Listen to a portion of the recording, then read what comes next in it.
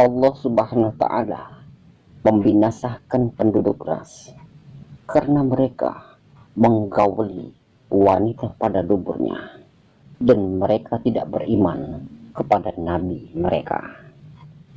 Assalamualaikum warahmatullahi wabarakatuh. Kisah azab kaum yang gauli wanita lewat dubur. Kitab suci Al-Quran mengabadikan kisah hancurnya sejumlah kaum. Pada Al-Quran, surat Al-Furqan ayat 38 disebut, selain kaum Ad dan Samud, ada penduduk ras yang dibinasakan. Lalu siapa kaum ras itu?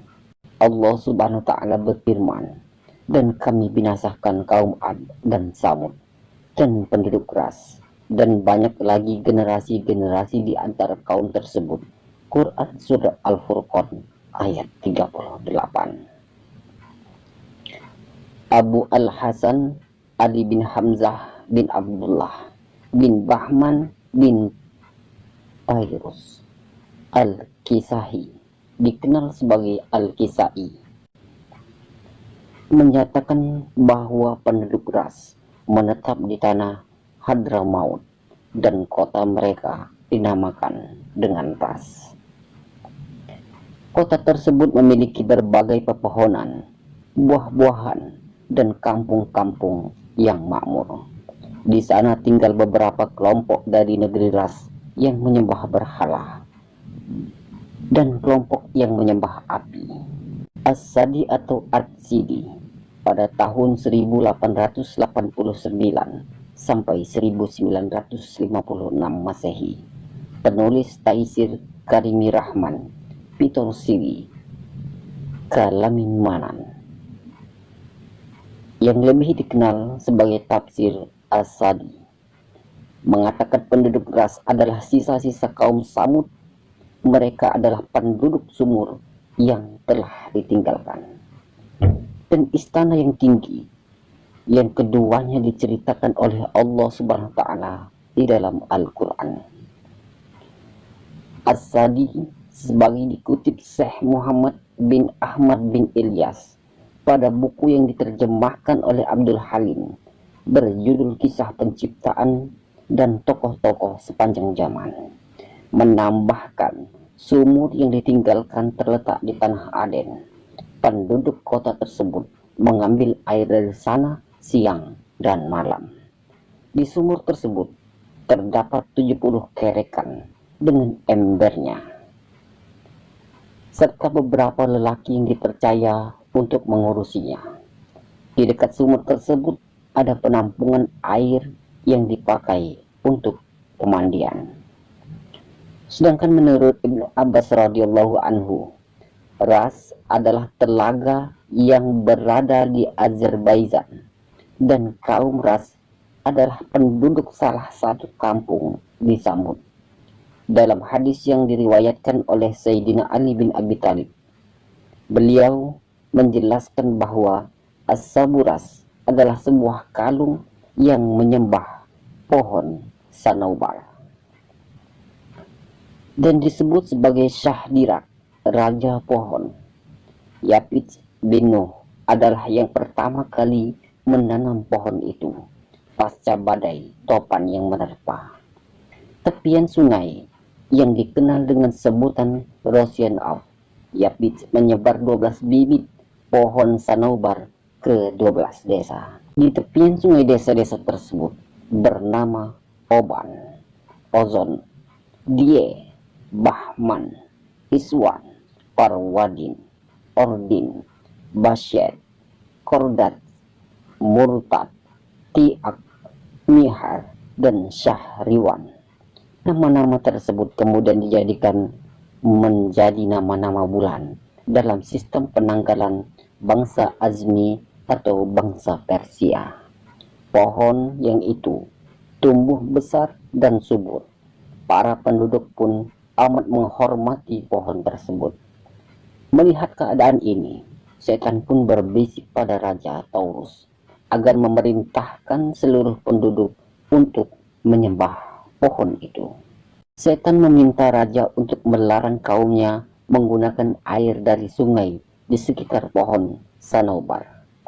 Raja pun mengumpulkan seluruh penduduk dari 12 desa dan berkata, "Wahai pendudukku, janganlah kalian dan ternak kalian untuk minum dari sungai itu. Berikanlah kehidupan yang sempurna bagi pohon Sanobar." Setan meyakinkan kaum ras bahwa pohon tersebut merupakan hayan al-ilahian atau kehidupan ketuhanan, sehingga tidak diperbolehkan siapapun mengganggu kehidupan pohon itu. Dalam rangka pemujaan, kaum ras mengadakan sebuah perayaan rutin tiap bulannya. Pada hari raya itu, mereka mempersembahkan seserahan berupa daging hewan yang dibakar. Pada saat masa pembakaran memumbung tinggi, mereka bersujud dan memohon pada pohon tersebut. Pada saat itulah setan menipu mereka, seakan mereka sedang berbicara dengan sesembahan, padahal setanlah yang ada di balik pohon tersebut. Espadar adalah puncak perayaan bulanan tersebut. Hari Iskandar dilaksanakan selama 12 hari dengan seserahan yang jauh lebih banyak dihadirkan. Mereka yakin pada hari itu pohon Sanobar akan lebih banyak memberikan harapan pada mereka ketimbang hari-hari lainnya. Suatu ketika, pengawal kerajaan menemukan seorang anak kecil yang minum dari sungai itu. Pengawal pun mengadukan pada raja, dan hal ini membuat raja geram. Setan kian mempengaruhi raja dan meminta raja untuk memenggal kepala anak kecil yang tak berdosa itu. Raja Taurus segera menyiapkan algojo dan mengumpulkan kaumnya di depan pohon Sanobar. Tangan anak kecil itu diikat di atas pohon papan penggal. Algojo telah mengasah pedang, dan penduduk pun berteriak, "Hukum! Hukum! Hukum!" Sang anak memohon dan menangis. Ia terpaksa minum dari air itu karena sangat haus. Tapi raja tak memaafkan. Dipenggallah leher anak yang tak berdosa itu. Lalu setan datang dan berkata di balik pohon Sanobar, "Lihatlah, ini adalah hukuman bagi siapapun yang minum dari sungai itu. Maka sujudlah padaku." Tak cukup sampai di situ. Setan kembali menggoda Raja Taurus dan kaumnya dengan menyerahkan seluruh binatang ternak yang telah minum dari air sungai tersebut. Seluruh binatang ternak itu pun disembelih dan seluruh penduduk diminta sujud. Menurut As-Sadi, ketika penduduk daerah itu semakin keperingat, Allah mengutus kepada mereka seorang nabi yang bernama Hanzalah bin Safwan. Sekedar mengingatkan, jumlah nabi sangatlah banyak sobat. Ulama berbeda pendapat soal ini. Ada yang menyebutkan jumlah nabi mencapai 124.000 orang, sedangkan jumlah rasul sebanyak 313 orang. Sebagaimana yang diriwayatkan oleh Ibnu Mardawiyah dari Abu Dzar radhiyallahu anhu. Sedangkan nabi dan rasul yang wajib diimani ada 25 orang. Syekh Al-Baizudi berpendapat jumlah nabi dan rasul itu tidak terbatas. Pendapat yang sahih atau benar mengenai para nabi dan rasul adalah tidak membatasi jumlah dengan hitungan tertentu, karena hal itu bisa menetapkan kenabian pada seseorang yang realitasnya bukan nabi, atau sebaliknya menabikan kenabian pada seseorang padahal realitasnya dia benar-benar nabi. Keterangan Baizuri ini bersumber pada Al-Quran surat An-Nisa ayat 164. Dan kami telah mengutus rasul-rasul yang sungguh telah kami kisahkan tentang mereka kepadamu, dan para rasul-rasul yang tidak kami kisahkan tentang mereka kepadamu. Kembali ke Hanzalah bin Safwan, sobat. Nabi tersebut mengajak mereka untuk mengesahkan Allah, tetapi mereka tidak menyambutnya. Nabi itu memberitahu mereka bahwa syahnya setanah yang berbicara dengan mereka di balik pohon Sanaubar, serta menyerupai kebenaran dan menyembah Allah Subhanahu wa Ta'ala. Melihat keadaan ini, Nabi tersebut iba, bahkan geram. Anak kecil yang tak berdosa serta ternak-ternak yang tak berakal harus dibunuh dengan kejam. Kaum ras menganggap apa yang dibicarakan Nabi itu adalah hal yang konyol dan mustahil. Mereka pun tidak mengindahkan ucapannya. Rayuan demi rayuan pun dilancarkan oleh sang Nabi demi merebut hati kaum ras agar mau beriman. Sayangnya, usaha tersebut tidak membuahkan hasil, hanya cibiran yang ia dapat dari kaum pemuja pohon itu. Nabi itu pun memanjatkan doa kepada Yang Maha Kuasa agar memberi pelajaran pada kaum itu. Ya Allah, berikanlah rahmat hamba-hambamu yang beriman, dan tunjukkanlah kepadamu bagi siapa yang mengingkarimu. Allah Subhanahu wa Ta'ala mengabulkan doa hambanya yang beriman. Pohon yang tadinya tumbuh subur berubah menjadi pohon yang kering dan layu. Air yang mengalir di irigasi pun ikut kering. Seluruh tumbuhan yang ada di sekitar pun mati. Allah Subhanahu wa Ta'ala berfirman dalam Al-Quran surat Al-Qaf ayat 12. Sebelum mereka, Nuh, penduduk ras dan Samud telah mendustakan rasul-rasul. Amarah kaum ras memuncak. Mereka tidak menerima kenyataan bahwa apa yang mereka puja harus layu dan mati.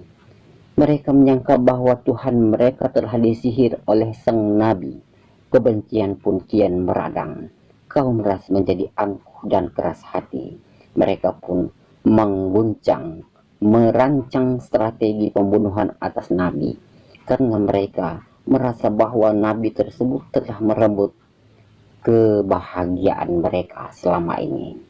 Kaum ras akhirnya menggali sumur yang kering dan membuang Nabi ke dalamnya, dan sumur tersebut ditutup dengan batu besar.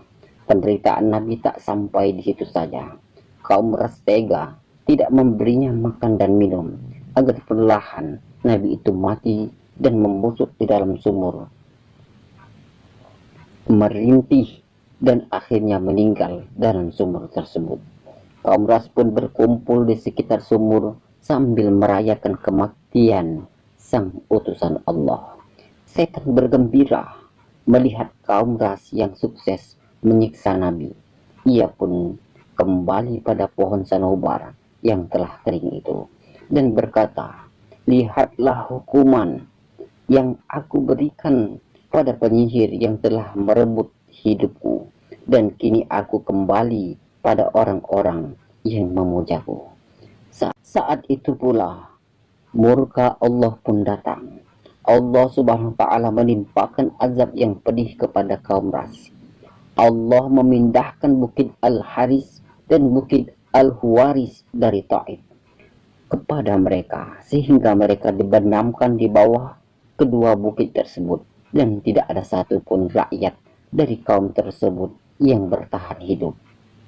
Lain lagi dari cerita Al-Kisai, ia berpendapat penduduk ras menetap di tanah Hadramaut dan kota mereka dinamakan dengan Ras. Kota tersebut memiliki berbagai pepohonan, buah-buahan, dan kampung-kampung yang makmur.